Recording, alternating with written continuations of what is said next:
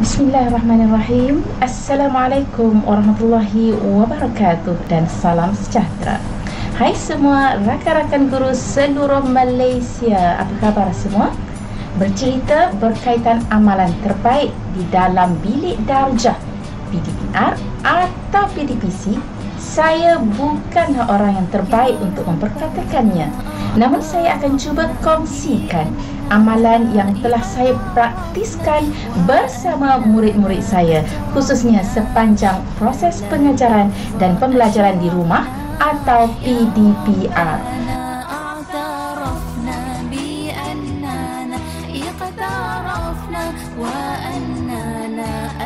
Pastinya dalam bab ini pengalaman kita berbeza antara satu sama lain. Bagi saya, mengajar di kawasan luar bandar di mana kemudahan capaian internetnya yang amat terhad serta latar belakang murid dari keluarga berpendapatan rendah dan sederhana ditambah dengan kurangnya motivasi untuk belajar amat mempengaruhi saya dalam menyampaikan ilmu. Saya cuba mengaplikasikan pembelajaran di atas talian ini dengan cuba meminimumkan penggunaan data internet pelajar secara lebih fleksibel. Antaranya dengan menggunakan YouTube Live dan penghasilan video-video pengajaran yang dimuat naik ke YouTube. Kenapa YouTube? Sebabnya ia boleh ditonton pada bila-bila masa dan tidak terhad kepada waktu yang dikhususkan dalam jadual. Ini adalah dengan mengambil kira dapatan perbincangan saya dengan murid-murid berkaitan kekangan mereka dalam PDPR. Antaranya, yang pertama, data agak perlahan pada waktu siang. Kadang-kadang tiada langsung. Kedua, murid terpaksa keluar ke tempat-tempat tertentu untuk mendapatkan line yang agak laju kerana perkara itu sukar didapati di kediaman mereka. Ketiga, ada murid yang terpaksa bekerja pada masa-masa tertentu dan mengulang kaji semula apa yang diajar pada masa yang lain. Yang pasti, saya tetap memberikan modul nota dan latihan kepada murid yang tidak dapat akses kepada capaian internet agar mereka tidak akan ketinggalan dalam pelajaran.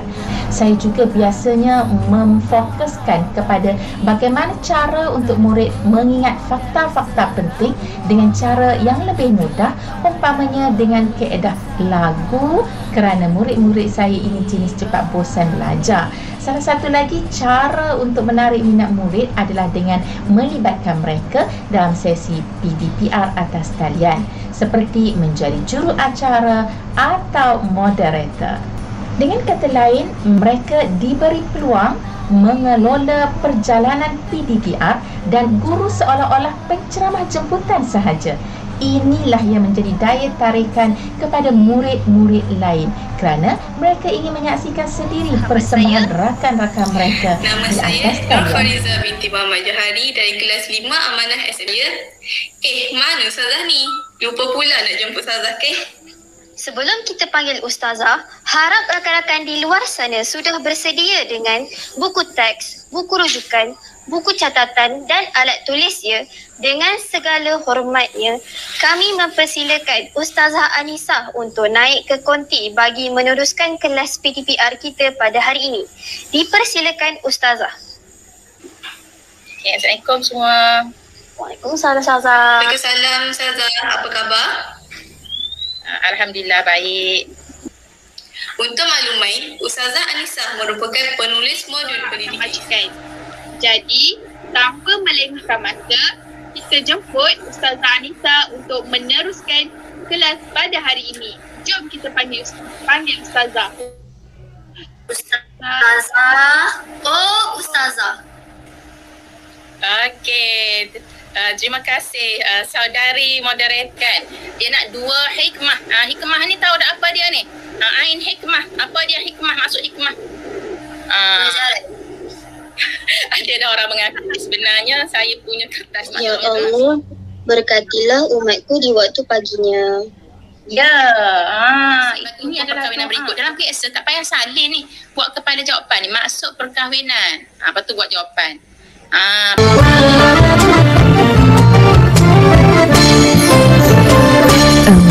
hadis perlu kita fahami, perlu dalami dan perlu hayati.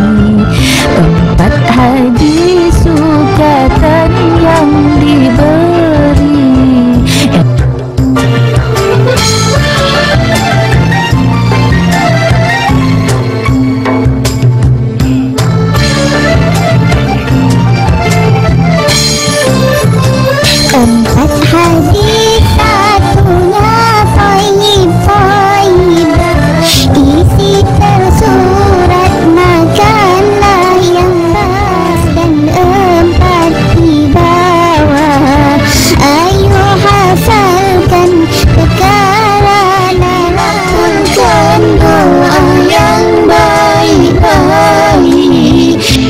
Jauhkan musibah yang menimpa.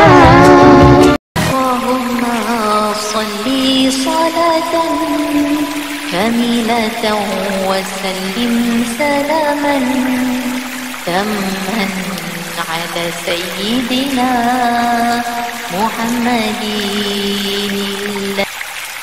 Kusangka panas hingga ke petang, rupanya hujan di tengah hari. Talak basah huluk lian, bubar hubungan suami isteri. Kala itu bubar perkahwinan, lafaz talak diucap oleh suami. Fasah bubar perkahwinan oleh hakim kerana sebagai latihan pengukuhan selain menggunakan quizzes, Padlet, Kahoot dan sebagainya, saya suka menggunakan word wall kerana ianya bersifat interaktif dengan murid, seolah-olah mereka sedang bermain game, bukan belajar. Okey, ini antara word wall yang saya hasilkan. Tengok ada macam permainan, ada macam teka silang kata, ada yang jenis main ketuk-ketuk tu, ada yang macam Pac-Man tu, macam kapal terbang ada, yang suaikan ada, yang hangman tu macam kita main gantung tu kan. Teka-teka masa kecil tu kita pernah main gantung. Ini contohnya. Ini permainan macam game Pac-Man lah.